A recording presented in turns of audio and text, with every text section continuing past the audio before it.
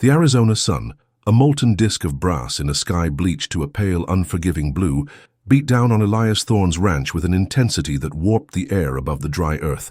It was a sun that brooked no weakness, demanding resilience from man and beast alike. Elias, a man carved from the same stubborn rock as the land he worked, stood on the weathered planks of his porch, the splintered wood warm beneath his worn boots. In his hand, a small, tightly bound bundle of sage. Its leaves, a dusty green, felt cool against his calloused palm, and the scent, sharp, earthy, and carrying a faint whisper of smoke, cut through the pervasive smell of dry dust, sun-baked creosote, and the distant metallic tang of cattle. He'd seen such bundles before, left as markers or messages, but this one resonated differently. It hummed with a quiet urgency, a silent plea that settled deep in his gut, like a stone dropped into a still well. He knew what sage represented to the Apache, their sacred plant, used for purification, for healing, for prayer. To leave it on a white man's porch was an act of profound significance, a bridge tentatively extended across a chasm of mistrust and bloodshed. This bundle, he knew, came from Nahimana. The name itself was a soft echo of the wind through the canyons. He hadn't spoken to her directly, not truly. Their interactions had been fleeting, accidental encounters on the periphery of his sprawling property, a silent acknowledgement of each other's presence in this vast, unforgiving wilderness. He knew her husband had been a respected warrior, fallen just weeks ago in a brutal skirmish with a rival band of Apache. The distant reports of the battle had reached Elias even out here, carried on the wind, a cacophony of war cries, gunshots, and the raw, guttural sounds of struggle. The news had quickly spread through Redemption Gulch, the nearest dusty settlement, accompanied by the usual casual, often hateful talk. Another dead Injun, they'd say, their eyes devoid of anything but cold satisfaction. Good riddance. Elias never joined in. He'd lived on the fringes of this territory for 40 years, long enough to understand the complex, often tragic dance between the different peoples who called this land home. He harbored no illusions about the brutalities of frontier life, nor the deep-seated prejudices that ran through the veins of most white settlers, but he also saw the humanity, the struggle for survival, in every face, regardless of skin color. He stood there for a long time, the sage a tangible weight in his hand, the sun beating down on his wide-brimmed hat. The only sound was the ceaseless, high-pitched chirping of cicadas, a constant thrum in the oppressive heat. His ranch was his sanctuary, a cluster of sun-baked adobe buildings and a sturdy corral, an island of ordered existence in a sea of wild scrub brush and jagged rock formations. Solitude was his oldest companion, a silent, almost comforting presence that had defined his existence since he'd left behind a past he rarely spoke of, a past that still, on occasion, clawed at the edges of his sleep. This land, harsh and beautiful in equal measure, had offered him a different kind of peace, a quiet anonymity that suited his temperament. Yet, lately, the quiet had begun to feel less like a sanctuary and more like a cage, its walls growing ever tighter around him. He carried the sage inside his small cabin, the air within blessedly cooler, dim and still from the heavy wooden shutters drawn against the morning's glare. He set the bundle carefully on his rough-hewn pine table next to a half-empty coffee pot that still held the faint aroma of the morning's brew. The cabin was spare, functional, a cot in the corner, a single shelf of well-thumbed books, a rifle leaning against the wall near the stone hearth. He moved with the slow, deliberate grace of a man accustomed to his own company, his movements efficient, without wasted energy. He stoked the embers in the hearth, a habit born of cool desert nights, and filled his pipe, the sweet, earthy smell of tobacco mingling subtly with the sharper, more mystical aroma of the sage. He lit it with a sulfur match, drawing deep, the smoke curling around his weather-beaten face, softening the harsh lines carved by sun and time. The sage, he mused, was more than just a request. It was an overture, a gesture of communication between peoples who often only spoke with bullets and blood, or through the barrel of a Winchester. But what kind of request? Nahimana, as he understood, was a woman of fierce pride, tempered by the stark realities of her people's existence. He'd observed her from a distance, her dark hair long and often braided, her movements fluid and purposeful, her gaze unwavering even when meeting the hostile stares of white traders in Redemption Gulch. She was not one to seek charity, not one to humble herself without dire cause. Her husband's death would have left her vulnerable, perhaps even ostracized within certain factions of her own band, Yet her presence, even as a silent messenger, spoke of an indomitable will. The bundle of sage wasn't just a message, it was a gamble, a test of a silent, unspoken understanding that existed between them, a fragile thread spun from proximity and a mutual, if unacknowledged, respect for the unforgiving nature of this frontier. He considered the immense implications.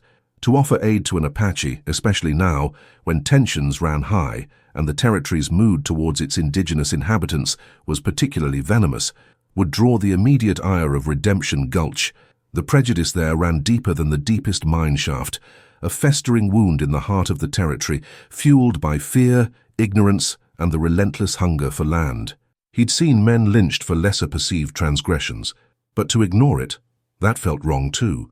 A betrayal of an unspoken code, a disregard for the silent language of the land. He'd lived here too long, seen too much of the unfairness, the brutal injustices inflicted in the name of progress. His conscience, a quiet but persistent voice, would not allow him to simply turn away. He blew out a plume of smoke, watching it dissipate into the still, warm air of the cabin. The sun began its slow, deliberate descent towards the western horizon, painting the vast sky in ever-deepening hues of orange, purple, and crimson, casting long, distorted shadows that stretched like grasping fingers across the plains. The air began to cool, slowly, almost imperceptibly, bringing a faint relief. Elias sat at his table, the sage beside him, its subtle scent filling the small space, a silent question hanging heavy in the air, pressing down on him. He knew with a certainty that settled in his bones that his treasured solitude was about to be profoundly disturbed, that the quiet rhythm of his life was about to be broken. He just didn't know how or why. He lit his pipe again, drew in a slow, contemplative breath and waited. The scent of sage lingered, a promise or a warning, he couldn't yet tell. The sun dipped below the jagged horizon, painting the sky in fiery streaks of orange and purple that bled into the deep indigo of approaching night.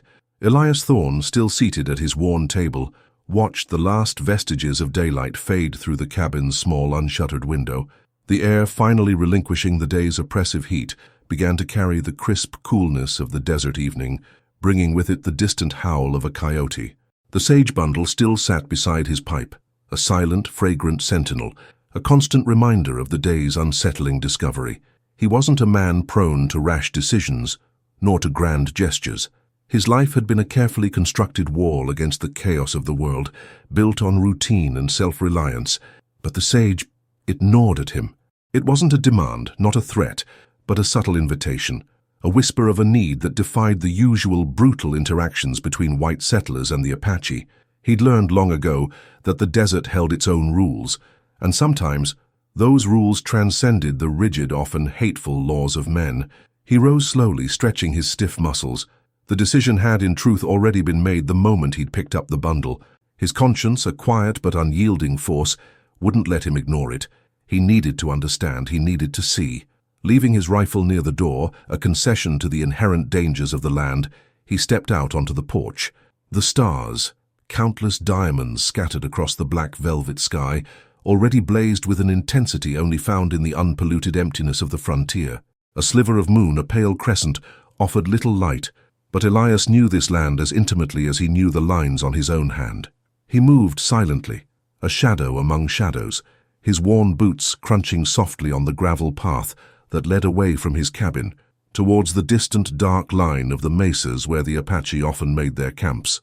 He carried no lantern, no weapon, only a canteen of water and a quiet resolve. This was a gesture of trust, a mirroring of the silent offering left on his porch. He followed a faint, almost imperceptible trail known only to a few, a path that wound through stands of yucca and saguaro, bypassing the more obvious, heavily scouted routes. The air grew cooler, the scent of dust replaced by the sharper, cleaner aroma of desert vegetation. Hours passed. The moon climbed higher, casting ghostly silver light on the stark landscape. Elias thought about Nahimana. He pictured her in his mind's eye, the few glimpses he'd caught of her always at a distance. He recalled a scene in Redemption Gulch a year or so back, a market day. She'd been there, her head held high, ignoring the venomous stares of the townsfolk, her dark eyes sharp and intelligent as she bartered for supplies. He'd admired her quiet dignity then, a stark contrast to the boisterous, often crude behavior of the men around him. He wondered what crisis could drive such a woman to seek help from someone like him, a man on the other side of a bitter divide. He finally reached a cluster of towering rock formations, a natural amphitheater hidden from casual view. Here, nestled amongst the boulders, was a small, smouldering fire. The faint scent of wood smoke mingled with the familiar aroma of the sage he carried in his mind. And there, sitting alone, silhouetted against the dying embers, was Nahimana. She looked up as he approached, her movement fluid, silent. There was no surprise in her dark eyes, only a deep weariness that seemed to pull at the corners of her mouth. Her face, usually resolute, was etched with a sorrow that Elias instantly recognized, the kind that burrowed deep into the soul and left a lasting scar. She was wrapped in a simple blanket, her hair unbound, falling around her shoulders like a dark shawl. Her hands, resting lightly on her knees, were slender but strong, accustomed to work. "Thorn," she said, her voice a low, melodic whisper, devoid of accent, though tinged with an unfamiliar cadence.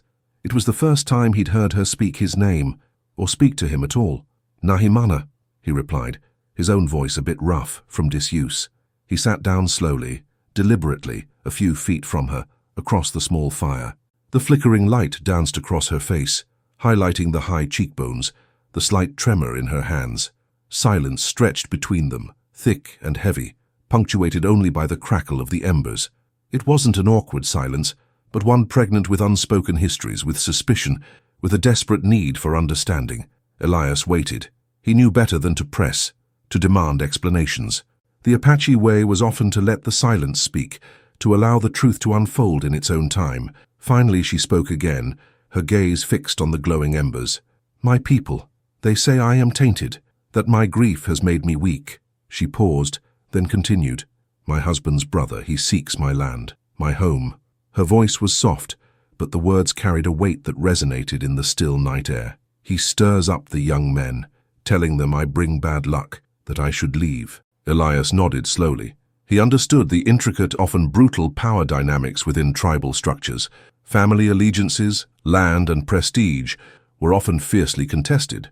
"And the sage?" he asked, his voice low. She finally looked at him, her dark eyes piercing, unwavering. "A sign of trust, a plea. I need a place to go, a place safe from his influence, until I can reclaim what is mine." Her voice was steady now, despite the visible pain in her eyes. "My husband, before he died, he saw you.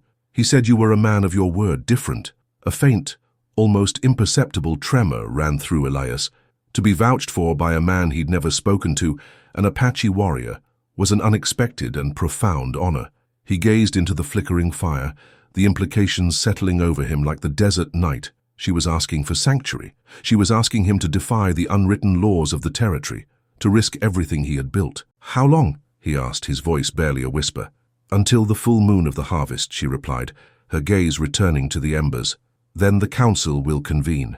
If I am not there, I lose everything." That was nearly 2 months away. 2 months of sheltering an Apache woman on his ranch, under the very noses of Redemption Gulch. 2 months of risking his life, his property, his very existence. He looked at Nahimana again, her face a study in quiet desperation and fierce resolve. He saw not just an Apache woman, but a human being in dire need, cornered and fighting for survival, much like he had once been. He thought of the bundle of sage, of the unspoken trust.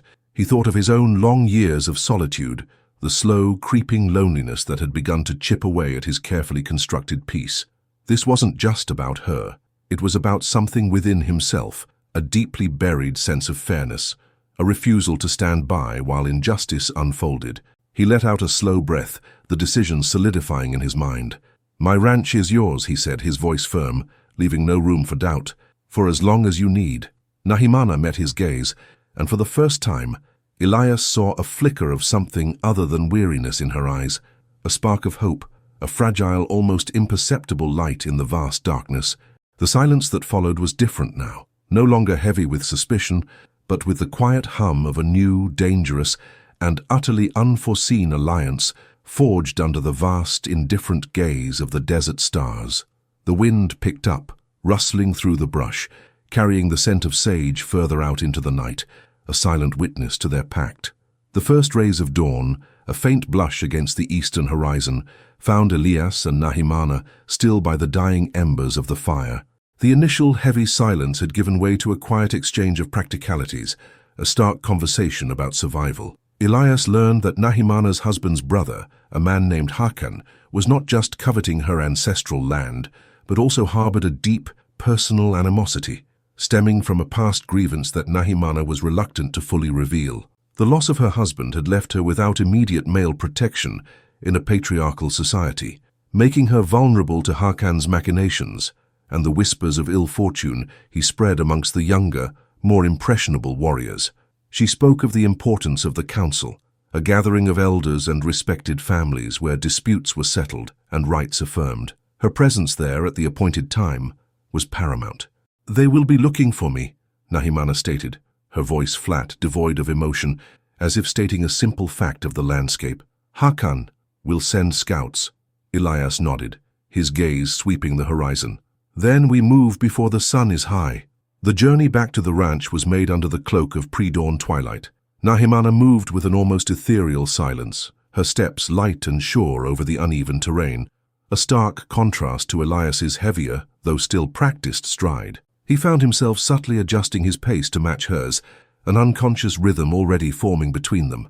The closer they got to his ranch, the more Elias felt the weight of his decision settle upon him.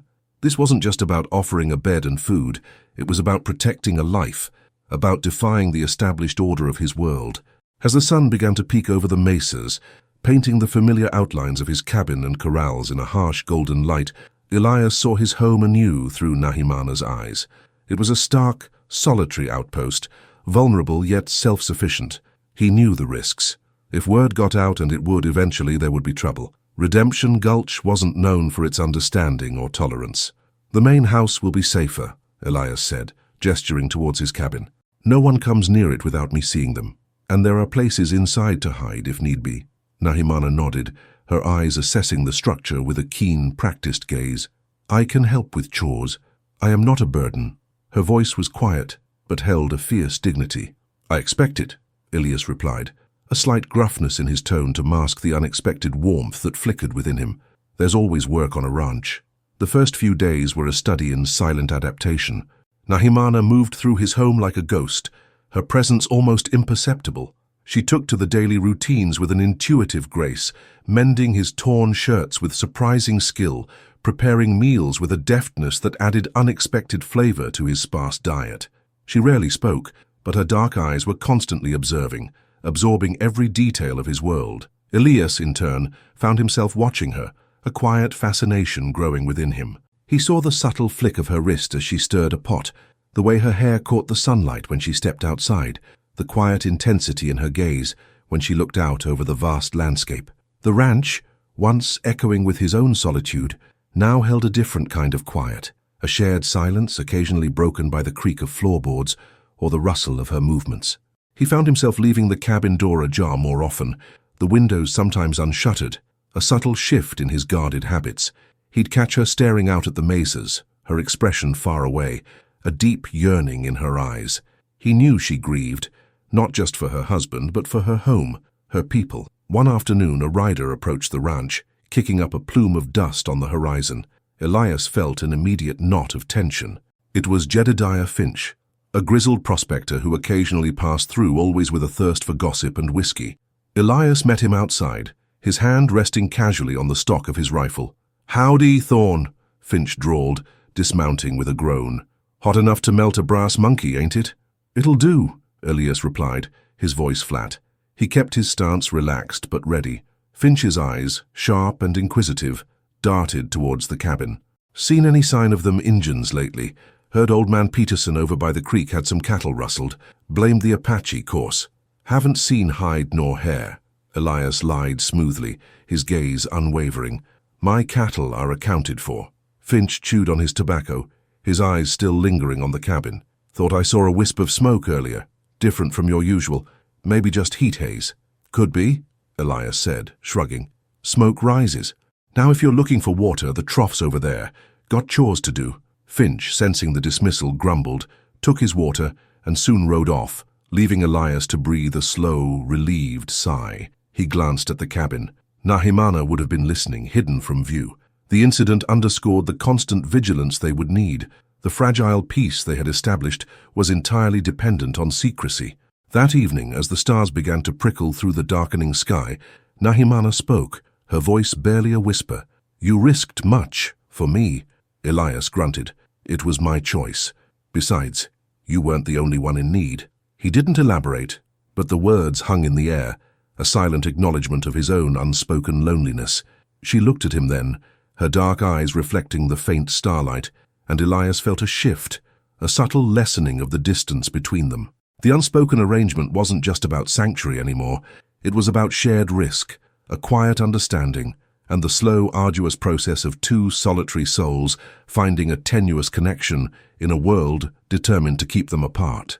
He lit his pipe, the familiar aroma a comfort in the vast, silent night, and for the first time in a long time, the solitude of his ranch felt less like a cage and more like a fragile, dangerous haven. The weeks that followed settled into a precarious rhythm.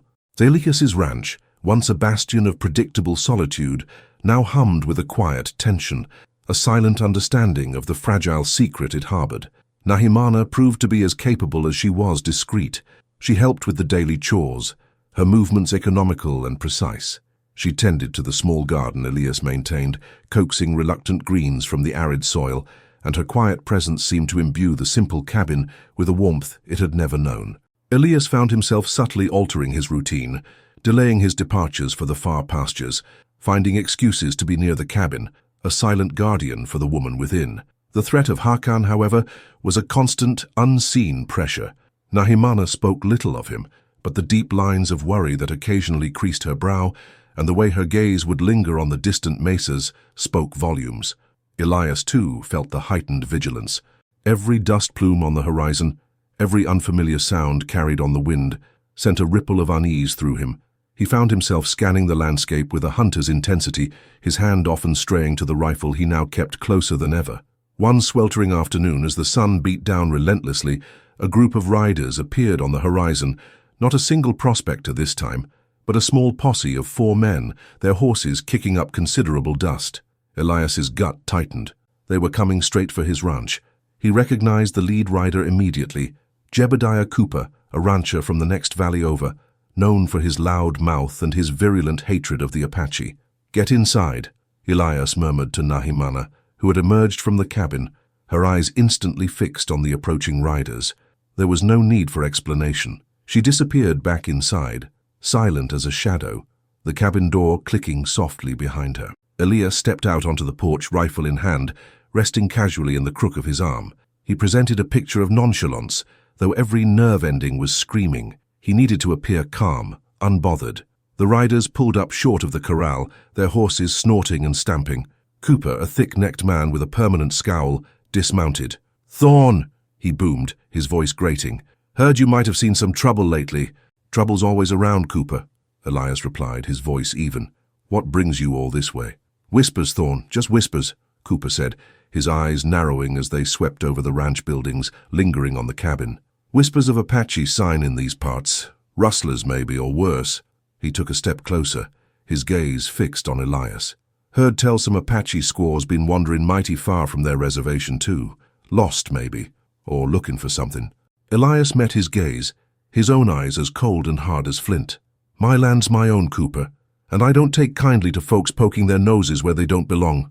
He shifted his rifle slightly, a subtle but clear warning. Cooper's eyes flickered to the rifle, then back to Elias's face. "Just being neighborly, Thorn. Looking out for our own. Can't be too careful with them savages around." His voice dripped with contempt. "Have you seen any strange women here, Thorn? Any new faces?" "Only the same old ugly ones, Cooper," Elias retorted, a flicker of a smirk touching his lips. "Been alone here for 20 years, you know that. Nothing's changed." The other men exchanged glances. One of them, a younger man, shifted uncomfortably. Cooper, however, was persistent. "Mind if we take a look around? Just to be sure. My boy's prize mare went missing last week. Could be anywhere." "You got no warrant, Cooper," Elias stated, his voice steel. "And I got no missing mare. You step foot on my property without my say-so, you'll find out what kind of trouble I can make." He held Cooper's gaze, an unspoken challenge hanging in the air. The tension was palpable, thick enough to cut with a knife. Cooper's hand twitched towards the pistol at his hip, but he hesitated. Elias Thorne was known as a man who kept to himself, but also as a man who knew how to handle himself. The odds were 4-1, but Elias was on his own ground and he held the moral high ground. Finally, Cooper sneered. "All right, Thorne, have it your way. But if we find anything, or anyone, out here, you'll regret it." He turned and mounted his horse, his eyes still spitting venom. "Let's go, boys, nothing here but a stubborn fool." As they rode off, disappearing into their own dust cloud, Elias didn't relax immediately. He watched them until they were mere specks on the horizon, then slowly, deliberately lowered his rifle. He could feel the sweat trickling down his back, but his face remained impassive. He walked back to the cabin, pushing the door open. Nahimana stood by the window, her face pale, her hands clenched. She hadn't moved, hadn't made a sound. "They're gone," Elias said, his voice a little hoarse. She turned to face him, her eyes wide with a mixture of fear and something else. Gratitude, perhaps, or a newfound respect. "You lied for me," she whispered. "No, I told them the truth," Elias corrected, leaning his rifle against the wall. "Nothing's changed here. I'm still alone, just like I always was." He met her gaze, a subtle message in his eyes. Their arrangement wasn't just about hiding her. It was about protecting the fragile facade of his life, a life that was now inextricably linked to hers. The unspoken words hung between them. Their secret was their shield. The incident served as a stark reminder of the ever-present danger, reinforcing the bond that was silently growing between them. The wind outside carried the faint whispers of the desert, but inside the cabin there was a different kind of quiet, a charged stillness, filled with the weight of shared risk and the burgeoning, unspoken alliance. Elias realized then that this fight for her home, her family, was becoming in its own way a fight for his own sense of self, a battle against the pervasive prejudice that sought to define the world around him. He wasn't just waiting anymore. He was actively engaged, and the lonely ranch no longer felt quite so lonely. The remaining weeks leading up to the Harvest Moon Council passed in a tense, watchful quiet. Elias and Nahimana had settled into a routine born of necessity and a growing silent respect. They rarely spoke of Hakan directly, but his shadow loomed large over their days. Elias continued his ranch work, always alert, his rifle never far from reach. Nahimana, in turn, honed her survival skills, venturing further from the cabin to gather herbs and observe the land, always returning before dusk, her eyes keen with the knowledge of a people connected intrinsically to their environment. Their interactions, though sparse in words, deepened through shared glances, understanding nods, and the quiet comfort of a presence that was no longer an intrusion, but a solace. The vast empty landscape of the ranch, once a mirror to Elias's loneliness, now felt less stark, imbued with the quiet strength of their unlikely alliance. As the harvest moon, a colossal, burnished orb, began its ascent in the night sky, casting long, ethereal shadows across the desert floor, the time for the council drew near. The tension between them became almost unbearable, a palpable weight in the cabin. "Tomorrow," Nahimana stated one evening, her voice hushed, her gaze fixed on the moon. "I must go." Elias nodded, his own heart heavy. He had known this day would come, but the reality of it was a sharp ache. "It's a long ride, dangerous." "I know," she replied, her dark eyes meeting his, resolute. "But it is my path, my home, my right. I'll ride with you to the pass," Elias offered, his voice firm, "as far as I dare without drawing too much attention, and I'll wait for you." Nahimana studied him, a flicker of surprise in her eyes, followed by a soft, almost imperceptible nod. The gesture was a profound acknowledgement of his commitment, a deeper expression of trust than any spoken word. The journey began before dawn, under a sky still studded with stars. They rode in silence, the rhythm of their horses' hooves a muffled counterpoint to the thrum of the desert waking around them. Elias had packed provisions, extra water, and a fresh supply of ammunition. As they approached the designated mountain pass, a narrow, winding defile that led into the Apache lands, a familiar dust cloud appeared on the horizon behind them. "Hakan's scouts," Nahimana said, her voice taut. He knew. Elias swore under his breath. "They're moving fast, we'll have to make a stand." He dismounted, pulling his rifle from the scabbard. "You go, I'll buy you time." "No," Nahimana countered, her voice sharp with conviction. She dismounted, her movements fluid and decisive. "This is my fight too, I will not run alone." She pulled a concealed knife from her belt. its blade gleaming dully in the nascent light. "My presence at the council must be strong, but I will help you hold them off." Elias looked at her, seeing not just the Apache woman he sheltered, but a formidable warrior, fiercely protective of what was hers. He nodded, a grim admiration in his eyes. "All right then, we'll find cover." They scrambled for higher ground, finding a cluster of boulders that offered a commanding view of the pass. The scouts, 5 mounted Apache warriors, were now clearly visible, their faces grim, their weapons ready. Among them, Elias recognized Hakan, his features contorted with anger. "She is mine, Thorn!" Hakan bellowed from below, his voice echoing in the pass. "Release her and you will live." "She's with me by her own free will, Hakan," Elias shouted back, his voice resonating with uncharacteristic defiance. "She's going to her council." A volley of arrows whizzed past, embedding themselves in the rock near Elias's head. The skirmish was brief, brutal. Elias fired judiciously, aiming to disable rather than kill, buying precious seconds. Nahimana, moving with astonishing speed and agility, used her knowledge of the terrain to her advantage, striking from unexpected angles, a blur of motion among the rocks. She didn't wield a firearm, but her knife was a silent, terrifying extension of her will. The combined defense, unexpected and coordinated, stalled Hakan's initial assault. During a lull in the fighting, as Hakan regrouped his men, Nahimana turned to Elias, her eyes intense. "Go, now. They will be relentless. You have done enough." Elias hesitated. He wanted to stay to ensure her safety, but he knew she was right. His presence, if captured, would only complicate matters further, providing Hakan with an excuse to escalate. More importantly, she needed to reach that council. He nodded, a silent promise in his eyes. "Be safe," he murmured, a raw, uncharacteristic emotion in his voice. He retreated, covering her with his rifle as she, with a final, determined glance at him, vanished into the winding trails of the pass, heading deeper into her ancestral lands. Elias stayed behind, firing a few more shots to draw Hakan's attention before making his own swift, silent escape, a phantom disappearing into the rugged terrain. He rode hard, a knot of anxiety twisting in his gut. He knew she was capable, but the odds were against her. He reached the designated waiting spot, a hidden alcove in the rocks that offered a vantage point over the pass, and settled in, his rifle across his lap. The sun climbed higher, casting the desert in a blinding glare. Hours crawled by, each one a torment. He thought of Nahimana, facing her challenges alone, relying on the strength and courage he had witnessed. Finally, as the sun began its long descent, casting the western sky in hues of orange and purple, a solitary figure emerged from the pass. Nahimana. She moved slowly, tired but resolute. Relief washed over Elias, a wave so potent it almost buckled his knees. He mounted his horse and rode to meet her. She approached him, her face etched with exhaustion, but her eyes held a quiet triumph. "It is done," she said, her voice husky. "The council ruled. Hakan's claims were dismissed. My home is safe." Elias let out a breath he didn't realize he'd been holding. "I knew you'd do it," he said, a genuine smile, rare and unbidden, touching his lips. They began the long ride back to the ranch, not in silence, but with a new understanding between them.